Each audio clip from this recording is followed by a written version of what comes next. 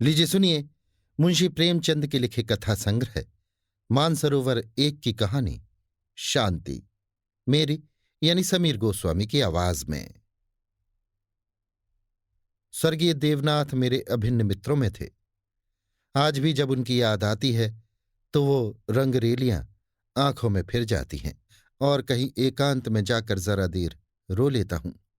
हमारे और उनके बीच में 200-250 मील का अंतर था। मैं लखनऊ में था, वो दिल्ली में। लेकिन ऐसा शायद ही कोई महीना जाता हो कि हम आपस में न मिल पाते हों। वो स्वच्छंद प्रकृति के विनोद प्रिय सहृदय उदार और मित्रों पर प्राण देने वाले आदमी थे, जिन्होंने अपने और पराये में कभी भेद नहीं किया। संसार क्या है और यहां लौकिक व्यवहार का कैसा निर्वाह होता है, ये उस व्यक्ति ने कभी न जानने की चेष्टा की। उनके जीवन में ऐसे कई अवसर आए जब उन्हें आगे के लिए होशियार हो जाना चाहिए था। मित्रों ने उनकी निष्कपटता से अनुचित लाभ उठाया और कई बार उन्हें लज्जित भी होना पड़ा। लेकिन उस भले आदमी ने जीवन से कोई सबक न लेने की कसम खा ली थी। उनके व्यवहार ज्यों के त्यों रहे। जैसे भोलानाथ जिए वैसे ही भोलानाथ मरे। जिस दुनिया में वो रहते थे वो निराली दुनिया थी, जिसमें संदेह, चालाकी और कपट के लिए स्थान न था। सब अपने थे, कोई गैर न था। मैंने बार बार उन्हें सचेत करना चाहा, पर इसका परिणाम आशा के विरुद्ध हुआ। मुझे कभी कभी चिंता होती थी कि उन्होंने इसे बंद न किया तो नतीजा क्या होगा। लेकिन विडंबना ये थी कि उनकी स्त्री गोपा भी कुछ उसी सांचे में ढली हुई थी। हमारी देवियों में जो एक चातुरी होती है, जो सदैव ऐसे उड़ाऊ पुरुषों की असावधानियों पर ब्रेक का काम करती है, उससे वो वंचित थी। यहां तक कि वस्त्राभूषण में भी उसे विशेष रुचि न थी। अतएव जब मुझे देवनाथ के स्वर्गारोहण का समाचार मिला और मैं भागा हुआ दिल्ली गया, तो घर में बर्तन भांडे और मकान के सिवा और कोई संपत्ति न थी। और अभी उनकी उम्र ही क्या थी जो संचय की चिंता करते। 40 भी तो पूरे न हुए थे। यों तो लड़कपन उनके स्वभाव में ही था, लेकिन इस उम्र में प्रायः सभी लोग कुछ बेफिक्र रहते हैं। पहले एक लड़की हुई थी, इसके बाद 2 लड़के हुए। दोनों लड़के तो बचपन में ही दगा दे गए थे। लड़की बच रही थी और यही इस नाटक का सबसे करुण दृश्य था। जिस तरह का इनका जीवन था, उसको देखते इस छोटे से परिवार के लिए 200 रुपये महीने की जरूरत थी। 2-3 साल में लड़की का विवाह भी करना होगा। कैसे क्या होगा, मेरी बुद्धि कुछ काम न करती थी। इस अवसर पर मुझे ये बहुमूल्य अनुभव हुआ कि जो लोग सेवा भाव रखते हैं और जो स्वार्थ सिद्धि को जीवन का लक्ष्य नहीं बनाते, उनके परिवार को आड़ देने वालों की कमी नहीं रहती। ये कोई नियम नहीं है, क्योंकि मैंने ऐसे लोगों को भी देखा है जिन्होंने जीवन में बहुतों के साथ अच्छे सलूक किए, पर उनके पीछे उनके बाल बच्चों की किसी ने बात तक न पूछी। लेकिन चाहे कुछ हो, देवनाथ के मित्रों ने प्रशंसनीय औदार्य से काम लिया और गोपा के निर्वाह के लिए स्थायी धन जमा करने का प्रस्ताव किया। 2-1 सज्जन जो रणुए थे, उससे विवाह करने को तैयार थे, किंतु गोपा ने भी उसी स्वाभिमान का परिचय दिया जो हमारी देवियों का जौहर है और इस प्रस्ताव को अस्वीकार कर दिया। मकान बहुत बड़ा था, उसका एक भाग किराए पर उठा दिया। इस तरह उसको 50 रुपये माहवार मिलने लगे। वो इतने में ही अपना निर्वाह कर लेगी। जो कुछ खर्च था वो सुन्नी की जात से था। गोपा के लिए तो जीवन में अब कोई अनुराग ही न था। इसके 1 महीने बाद मुझे कारोबार के सिलसिले में विदेश जाना पड़ा और वहां मेरे अनुमान से कहीं अधिक 2 साल लग गए। गोपा के पत्र बराबर आते रहते थे, जिससे मालूम होता था वे आराम से हैं, कोई चिंता की बात नहीं। मुझे पीछे ज्ञात हुआ कि गोपा ने मुझे भी गैर समझा और वास्तविक स्थिति छिपाती रही। विदेश से लौटकर मैं सीधा दिल्ली पहुंचा। द्वार पर पहुंचते ही मुझे भी रोना आ गया। मृत्यु की प्रतिध्वनि सी छाई हुई थी। जिस कमरे में मित्रों के जमघट रहते थे, उनके द्वार बंद थे। मकड़ियों ने चारों ओर जाले तान रखे थे। देवनाथ के साथ वो श्री लुप्त हो गई थी। पहली नजर में मुझे तो ऐसा भ्रम हुआ कि देवनाथ द्वार पर खड़े मेरी ओर देखकर मुस्कुरा रहे हैं। मैं मिथ्यावादी नहीं हूं और आत्मा की देहिकता में मुझे संदेह है, लेकिन उस वक्त एक बार मैं चौंक जरूर पड़ा, हृदय में एक कंपन सा उठा, लेकिन दूसरी नजर में प्रतिमा मिट चुकी थी। द्वार खुला। गोपा के सिवा खोलने वाला ही कौन था? मैंने उसे देखकर दिल थाम लिया। उसे मेरे आने की सूचना थी और मेरे स्वागत की प्रतीक्षा में उसने नई साड़ी पहन ली थी और शायद बाल भी गुथा लिए थे। पर इन 2 वर्षों के समय ने उस पर जो आघात किए थे, उन्हें क्या करती? नारियों के जीवन में ये वो अवस्था है जब रूप लावण्य अपने पूरे विकास पर होता है, जब उसमें अलहड़पन, चंचलता और अभिमान की जगह आकर्षण, माधुर्य और रसिकता आ जाती है। लेकिन गोपा का यौवन बीत चुका था। उसके मुख पर झुर्रियां और विषाद की रेखाएं अंकित थीं, जिन्हें उसकी प्रयत्नशील प्रसन्नता भी ना मिटा सकती थी। केशों पर सफेदी दौड़ चली थी और एक एक अंग बूढ़ा हो रहा था। मैंने करुण स्वर में पूछा, क्या तुम बीमार थी गोपा? गोपा ने आंसू पीकर कहा, नहीं तो, मुझे कभी सिरदर्द भी नहीं हुआ। तो तुम्हारी ये क्या दशा है? बिल्कुल बूढ़ी हो गई हो। तो जवानी लेकर करना ही क्या है? मेरी उम्र भी तो 35 के ऊपर हो गई। 35 की उम्र तो बहुत नहीं होती। हाँ, उनके लिए जो बहुत दिन जीना चाहते हैं। मैं तो चाहती हूं जितनी जल्द हो सके जीवन का अंत हो जाए। बस सुन्नी के ब्याह की चिंता है। इससे छुट्टी पा जाऊं, मुझे जिंदगी की परवाह ना रहेगी। अब मालूम हुआ कि जो सज्जन इस मकान में किराएदार हुए थे, वो थोड़े दिनों के बाद तब्दील होकर चले गए और तब से कोई दूसरा किराएदार ना आया। मेरे हृदय में बरछी सी चुभ गई। इतने दिनों इन बेचारों का निर्वाह कैसे हुआ, ये कल्पना ही दुखद थी। मैंने विरक्त मन से कहा, लेकिन तुमने मुझे सूचना क्यों न दी? क्या मैं बिल्कुल गैर हूं? गोपा ने लज्जित होकर कहा, नहीं नहीं, ये बात नहीं है। तुम्हें गैर समझूंगी तो अपना किसे समझूंगी? मैंने समझा, परदेश में तुम खुद अपने झमेले में पड़े होगे, तुम्हें क्यों सताऊं? किसी न किसी तरह दिन कट ही गए। घर में और कुछ न था तो थोड़े से गहने तो थे ही। अब सुनीता के विवाह की चिंता है। पहले मैंने सोचा था इस मकान को निकाल दूंगी, 20-22 हजार मिल जाएंगे, विवाह भी हो जाएगा और कुछ मेरे लिए बचा भी रहेगा। लेकिन बात को मालूम हुआ कि मकान पहले ही रेहन हो चुका है और सूद मिलाकर उस पर 20,000 हो गए हैं। महाजन ने इतनी ही दया क्या कम की कि मुझे घर से निकाल न दिया। इधर से तो अब कोई आशा नहीं है। बहुत हाथ पांव जोड़ने पर संभव है महाजन से 2-2.5 हजार मिल जाएं। इतने में क्या होगा, इसी फिक्र में घुली जाती हूं। लेकिन मैं भी कितनी मतलबी हूं। न तुम्हें हाथ मुंह धोने को पानी दिया, न कुछ जलपान लाई और अपना दुखड़ा ले बैठी। अब आप कपड़े उतारिए और आराम से बैठिए। कुछ खाने को लाऊं, खा लीजिए, तब बातें हों। घर पर तो सब कुशल है? मैंने कहा, मैं तो सीधे बंबई से यहां आ रहा हूं, घर कहाँ गया? गोपा ने तिरस्कार भरी आंखों से देखा, पर उस तिरस्कार की आड़ में घनिष्ठ आत्मीयता बैठी झांक रही थी। मुझे ऐसा जान पड़ा उसके मुख की झुर्रियां मिट गई हैं। पीछे मुख पर हल्की सी लाली दौड़ गई। उसने कहा, इसका फल ये होगा कि तुम्हारी देवी जी तुम्हें कभी यहां ना आने देंगी। मैं किसी का गुलाम नहीं हूं। किसी को अपना गुलाम बनाने के लिए पहले खुद भी उसका गुलाम बनना पड़ता है। शीतकाल की संध्या देखते ही देखते दीपक जलाने लगी। सुन्नी लालटेन लेकर कमरे में आई। 2 साल पहले की अबोध और कृशतनु बालिका रूपवती युवती हो गई थी, जिसकी हर एक चितवन, हर एक बात उसकी गौरवशाली प्रकृति का पता दे रही थी। जिसे मैं गोद में उठाकर प्यार करता था, उसकी तरफ आज आंखें न उठा सका, और वो जो मेरे गले से लिपटकर प्रसन्न होती थी, आज मेरे सामने खड़ी भी न रह सकी। जैसे मुझसे कोई वस्तु छिपाना चाहती है और जैसे मैं उस वस्तु को छिपाने का अवसर दे रहा हूं। मैंने पूछा, अब तुम किस दर्जे में पहुंची सुन्नी? उसने सिर झुकाए हुए जवाब दिया, 10वें में हूं। घर का भी कुछ कामकाज करती हो? अम्मा जब करने भी थे। गोपा बोली, मैं नहीं करने देती या खुद किसी काम के नगीच नहीं जाती? सुन्नी मुंह फेर कर हंसती हुई चली गई। मां की दुलारी लड़की थी।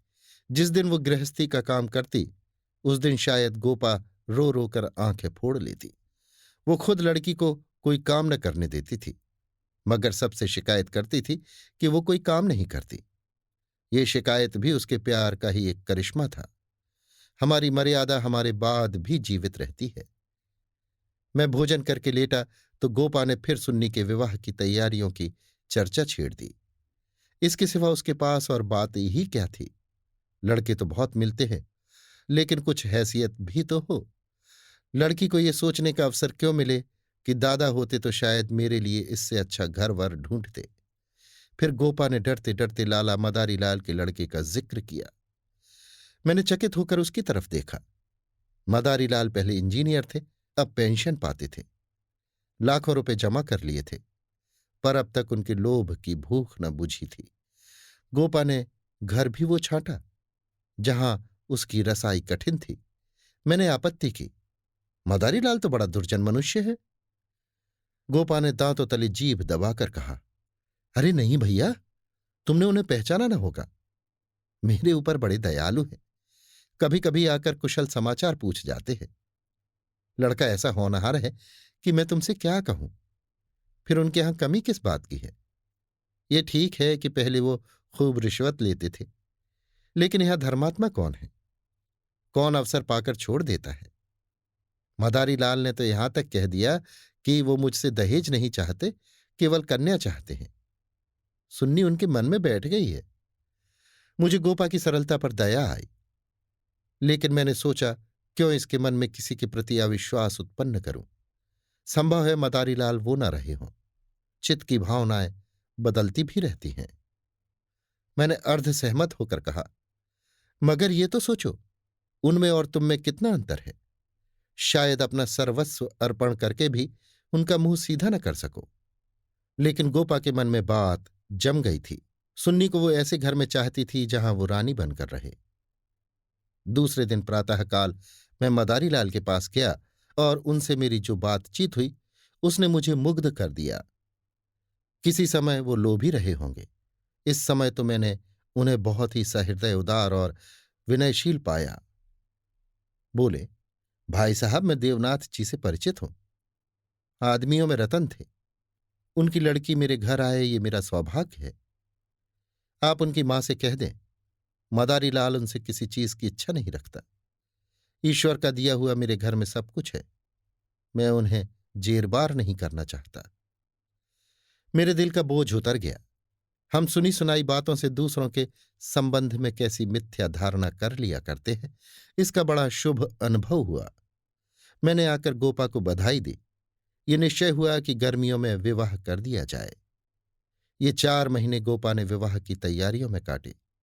मैं महीने में एक बार अवश्य उससे मिल आता था, पर हर बार खिन्न होकर लौटता। गोपा ने अपनी कुल मर्यादा का न जाने कितना महान आदर्श अपने सामने रख लिया था। पगली इस भ्रम में पड़ी हुई थी कि उसका उत्साह नगर में अपनी यादगार छोड़ जाएगा। ये न जानती थी कि यहां ऐसे तमाशे रोज होते हैं और आए दिन भुला दिए जाते हैं। शायद वो संसार से ये श्रेय लेना चाहती थी कि इस गई बीती दशा में भी लुटा हुआ हाथी 9 लाख का है। पग पग पर उसे देवनाथ की याद आती। वो होते तो ये काम यों न होता, यों होता, और तब रोती। मदारी लाल सज्जन है, ये सत्य है, लेकिन गोपा का अपनी कन्या के प्रति भी कुछ धर्म है। कौन उसके 10-5 लड़कियां बैठी हुई हैं, वो तो दिल खोलकर अरमान निकालेगी। सुन्नी के लिए उसने जितने गहने और जोड़े बनवाए थे, उन्हें देखकर मुझे आश्चर्य होता था। जब देखो कुछ न कुछ सी रही है। कभी सुनारों की दुकान पर बैठी हुई है, कभी मेहमानों के आदर सत्कार का आयोजन कर रही है। मोहल्ले में ऐसा बिरला ही कोई संपन्न मनुष्य होगा जिससे उसने कुछ कर्ज न लिया हो। वो इसे कर्ज समझती थी, पर देने वाले दान समझ कर देते थे। सारा मोहल्ला उसका सहायक था। सुन्नी अब मोहल्ले की लड़की थी। गोपा की इज्जत सबकी इज्जत है, और गोपा के लिए तो नींद और आराम हराम था। दर्द से सिर फटा जा रहा है। आधी रात हो गई, मगर वो बैठी कुछ न कुछ सी रही है, या इस कोठी का ध्यान उस कोठी कर रही है। कितनी वात्सल्य से भरी आकांक्षा थी, जो कि देखने वालों में श्रद्धा उत्पन्न कर देती थी। अकेली औरत और वो भी आधी जान की। क्या क्या करे। जो काम दूसरों पर छोड़ देती है उसी में कुछ न कुछ कसर रह जाती है, पर उसकी हिम्मत है कि किसी तरह हार नहीं मानती। पिछली बार उसकी दशा देखकर मुझसे रहा न गया।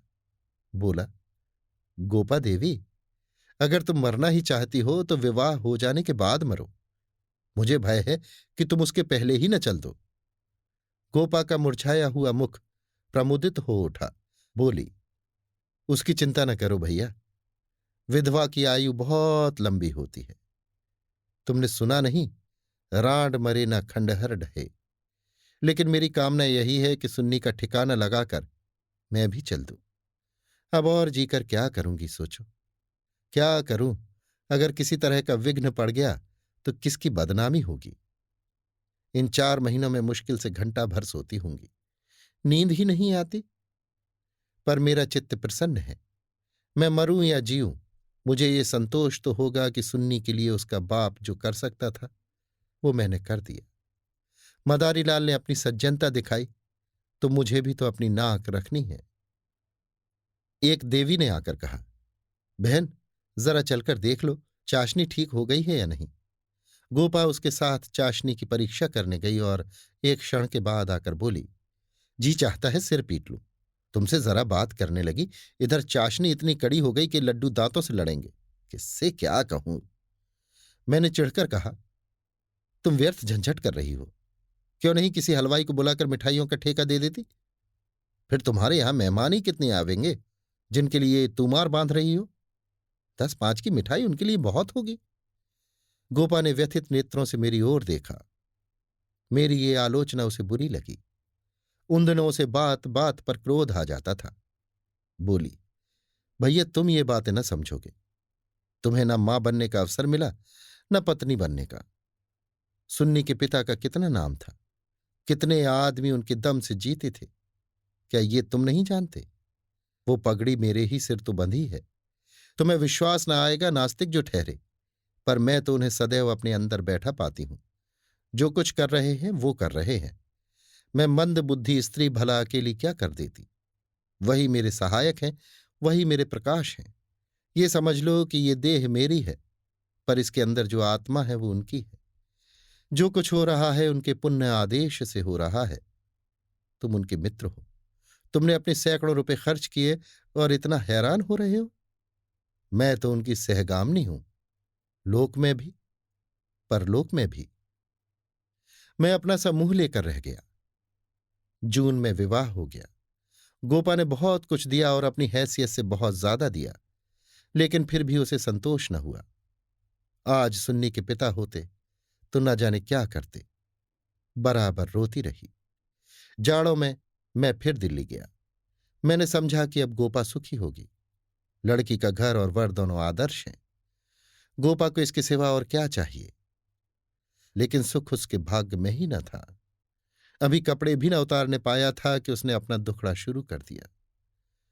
भैया घर द्वार सब अच्छा है, सास ससुर भी अच्छे हैं, लेकिन जमाई निकम्मा निकला। सुन्नी बेचारी रो रो कर दिन काट रही है। तुम उसे देखो तो पहचान न सको। उसकी परछाई मात्र रह गई है। अभी कई दिन हुए आई हुई थी। उसकी दशा देखकर छाती फटती थी, जैसे जीवन में अपना पथ खो बैठी हो। न तन बदन की सुध है, न कपड़े लत्ते की। मेरी सुन्नी की दुर्गत होगी, ये तो स्वप्न में भी न सोचा था। बिल्कुल गुमसुम हो गई। कितना पूछा, बेटी तुमसे वो क्यों नहीं बोलता, किस बात पर नाराज है, लेकिन कुछ जवाब ही नहीं देती। बस आंखों से आंसू बहते। मेरी सुन्नी कुएं में गिर गई। मैंने कहा, तुमने उसके घर वालों से पता नहीं लगाया। लगाया क्यों नहीं भैया, सब हाल मालूम हो गया। लौंडा चाहता है मैं चाहे जिस राह जाऊं, सुन्नी मेरी पूजा करती रहे। सुन्नी भला इसे क्यों सहने लगी। उसे तो तुम जानते हो कितनी अभिमानी है। वो उन स्त्रियों में नहीं है जो पति को देवता समझती हैं और उसका दुर्व्यवहार सहती रहती हैं। उसने सदैव दुलार और प्यार पाया है। बाप भी उस पर जान देता था। मैं आंख की पुतली समझती थी। पति मिला छैला, जो आधी आधी रात तक मारा मारा फिरता है। दोनों में क्या बात हुई ये कौन जान सकता है, लेकिन दोनों में कोई गांठ पड़ गई है। न वो सुन्नी की परवाह करता है, न सुन्नी उसकी परवाह करती है। मगर वो तो अपने रंग में मस्त है, सुन्नी प्राण दिए देती है। उसके लिए सुन्नी की जगह मुन्नी है, सुन्नी के लिए उसकी उपेक्षा है और रुदन है। मैंने कहा, लेकिन तुमने सुन्नी को समझाया नहीं। उस लौंडे का क्या बिगड़ेगा, इसकी तो जिंदगी खराब हो जाएगी। गोपा की आंखों में आंसू भर आए। बोली, भैया किस दिल से समझाऊं। सुन्नी को देखकर तो मेरी छाती फटने लगती है। बस यही जी चाहता है कि इसे अपने कलेजे में ऐसे रख लूं कि इसे कोई कड़ी आंख से देख भी न सके। सुन्नी फूहड़ होती, कटुभाषणी होती, आराम तलब होती तो समझाती भी। क्या ये समझाऊं कि तेरा पति गली गली मुंह काला करता फिरे, फिर भी तू उसकी पूजा किया कर। मैं तो खुद ये अपमान न सह सकती। स्त्री पुरुष में विवाह की पहली शर्त यह है कि दोनों 16 आने एक दूसरे के हो जाएं। ऐसे पुरुष तो कम हैं जो स्त्री को जौ भर विचलित होते देखकर शांत रह सके, पर ऐसी स्त्रियां बहुत हैं जो पति को स्वच्छंद समझती हैं। सुन्नी उन स्त्रियों में नहीं। वो अगर आत्मसमर्पण करती है तो आत्मसमर्पण चाहती भी है, और यदि पति में ये बात न हुई तो वो उससे कोई संपर्क न रखेगी, चाहे उसका सारा जीवन रोते कट जाए। ये कहकर गोपा भीतर गई और एक सिंगारदान लाकर उसके अंदर के आभूषण दिखाती हुई बोली, सुन्नी इसे अब की यहीं छोड़ गई, इसीलिए आई थी। ये वे गहने हैं जो मैंने न जाने कितना कष्ट सहकर बनवाए थे। इसके पीछे महीनों मारी मारी फिरी थी, यों कहो कि भीख मांग कर जमा किए थे। सुन्नी अब इनकी ओर आंख उठाकर भी नहीं देखती। पहने तो किसके लिए, सिंगार करे तो किस पर। 5 संदूक कपड़ों के दिए थे। कपड़े सीते सीते मेरी आंखें फूट गईं। ये सब कपड़े उठाती लाई। इन चीजों से उसे घृणा हो गई। बस कलाई में 2 चूड़ियां और एक उजली साड़ी, यही उसका सिंगार है। मैंने गोपा को सांत्वना दी, मैं जाकर केदारनाथ से मिलूंगा, देखूं तो वो किस रंग ढंग का आदमी है। गोपा ने हाथ जोड़कर कहा, नहीं, भूलकर भी न जाना। सुन्नी सुनेगी तो प्राण ही दे देगी। अभिमान की पुतली ही समझो उसे। रस्सी समझ लो, जिसके जल जाने पर भी बल नहीं जाते। जिन पैरों से उसे ठुकरा दिया है उन्हें वो कभी न सहलाएगी। उसे अपना बनाकर कोई चाहे तो लौंडी बना ले, लेकिन शासन तो उसने मेरा न सहा, दूसरों का क्या सहेगी। मैंने गोपा से उस वक्त कुछ न कहा, लेकिन अवसर पाते ही लाला मदारीलाल से मिला। मैं रहस्य का पता लगाना चाहता था। संयोग से पिता और पुत्र दोनों ही एक जगह पर मिल गए। मुझे देखते ही केदार ने इस तरह झुककर मेरे चरण छुए कि मैं उसकी शालीनता पर मुग्ध हो गया। तुरंत भीतर गया और चाय, मुरब्बा और मिठाइयां लाया। इतना सौम्य, इतना सुशील, इतना विनम्र युवक मैंने न देखा था। ये भावना ही न हो सकती थी कि इसके भीतर और बाहर में कोई अंतर हो सकता है। जब तक रहा, सिर झुकाए बैठा रहा। उच्छृंखलता तो उसे छू भी नहीं गई थी। जब केदार टेनिस खेलने गया तो मैंने मदारीलाल से कहा, केदार बाबू तो बहुत सच्चरित्र जान पड़ते हैं, फिर स्त्री पुरुष में इतना मनोमालिन्य क्यों हो गया है।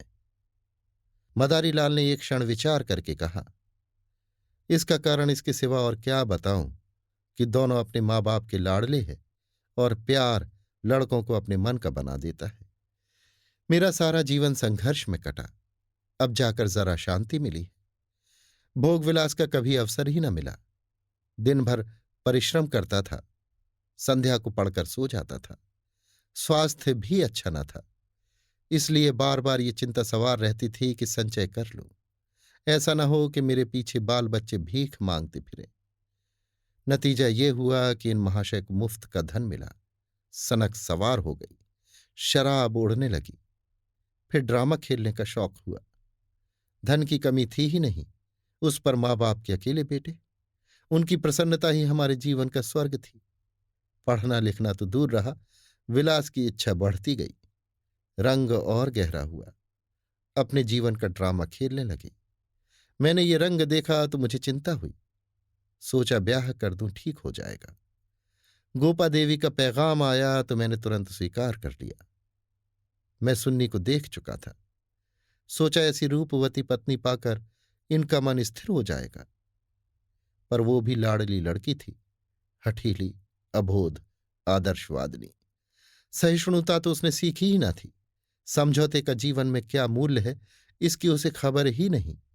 लोहा लोहे से लड़ गया। वो अभिमान से पराजित करना चाहती है, ये उपेक्षा से। यही रहस्य है।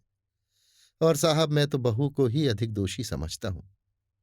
लड़के प्रायः मनचले होते हैं। लड़कियां स्वभाव से ही सुशील होती हैं और अपनी जिम्मेदारी समझती हैं। उसमें ये गुण ही नहीं।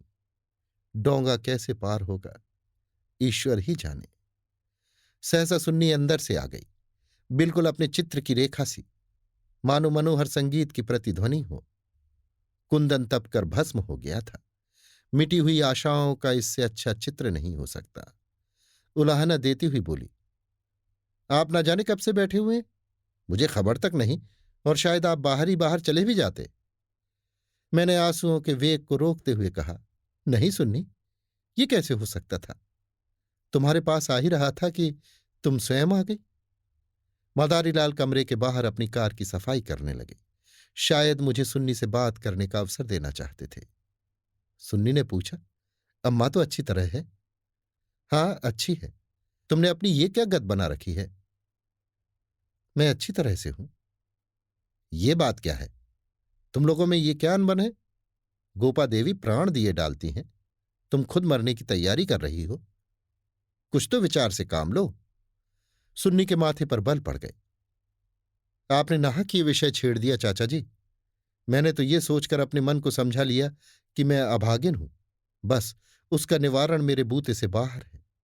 मैं उस जीवन से मृत्यु को कहीं अच्छा समझती हूं जहां अपनी कदर न हो। मैं व्रत के बदले व्रत चाहती हूं। जीवन का कोई दूसरा रूप मेरी समझ में नहीं आता। इस विषय में किसी तरह का समझौता करना मेरे लिए असंभव है। नतीजे की मैं परवाह नहीं करती। लेकिन नहीं चाचा जी, इस विषय में अब कुछ न कहिए, नहीं तो मैं चली जाऊंगी। आखिर सोचो तो। मैं सब सोच चुकी और तय कर चुकी। पशु को मनुष्य बनाना मेरी शक्ति से बाहर है। इसके बाद मेरे लिए अपना मुंह बंद करने की सिवा और क्या रह गया था?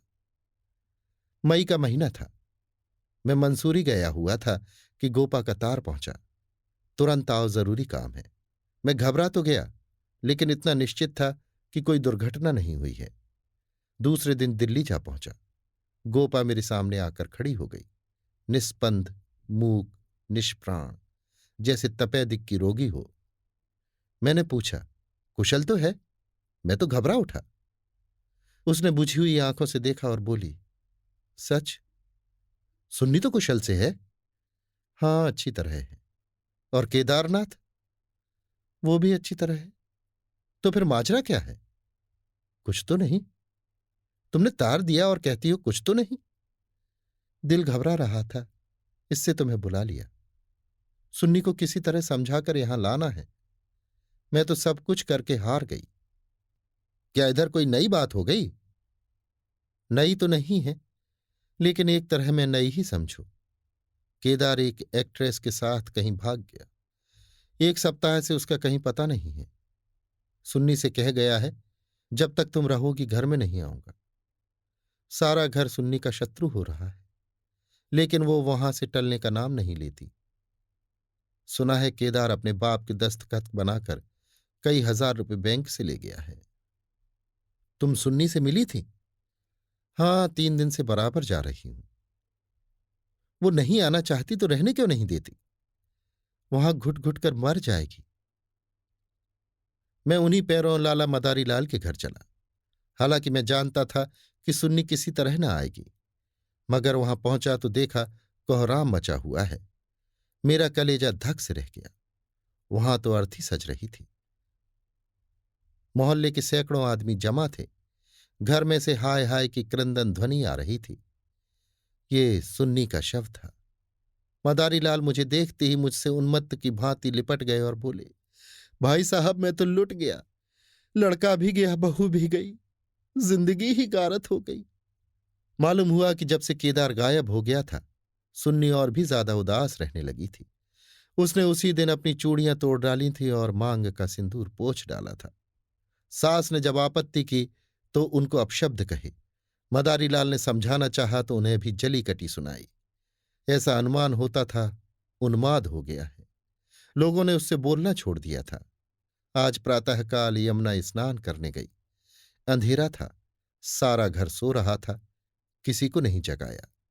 जब दिन चढ़ गया और बहू घर में न मिली तो उसकी तलाश होने लगी। दोपहर को पता लगा कि यमुना गई है। लोग उधर भागे, वहां उसकी लाश मिली। पुलिस आई, शव की परीक्षा हुई। अब जाकर शव मिला है। मैं कलेजा थाम कर बैठ गया। अभी थोड़े दिन पहले जो सुंदरी पालकी पर सवार होकर आई थी, आज वो 4 के कंधे पर जा रही है। मैं अर्थी के साथ हो लिया और वहां से लौटा तो रात के 10 बज गए थे। मेरे पांव कांप रहे थे। मालूम नहीं ये खबर पाकर गोपा की क्या दशा होगी। प्राणांत न हो जाए, मुझे यही भय हो रहा था। सुन्नी उसकी प्राण थी, उसकी जीवन का केंद्र थी। उस दुखिया के उद्यान में यही पौधा बच रहा था। उसे वो हृदय रक्त से सींच सींच कर पाल रही थी। उसके वसंत का सुनहरा स्वप्न ही उसका जीवन था। उसमें कोपलें निकलेंगी, फूल खिलेंगे, फल लगेंगे, चिड़िया उसकी डाली पर बैठकर अपने सुहाने राग गावेगी। किंतु आज निष्ठुर नियति ने उस जीवन सूत्र को उखाड़ कर फेंक दिया और अब उसके जीवन का कोई आधार न था। वो बिंदु ही मिट गया था जिस पर जीवन की सारी रेखाएं आकर एकत्र हो जाती थी। दिल को दोनों हाथों से थामे मैंने जंजीर खटखटाई। गोपा एक लालटेन लिए निकली। मैंने गोपा के मुख पर एक नए आनंद की झलक देखी। मेरी शोक मुद्रा देखकर उसने मातृवत प्रेम से मेरा हाथ पकड़ लिया और बोली, आज तो तुम्हारा सारा दिन रोते ही कटा। अर्थी के साथ बहुत से आदमी रहे होंगे।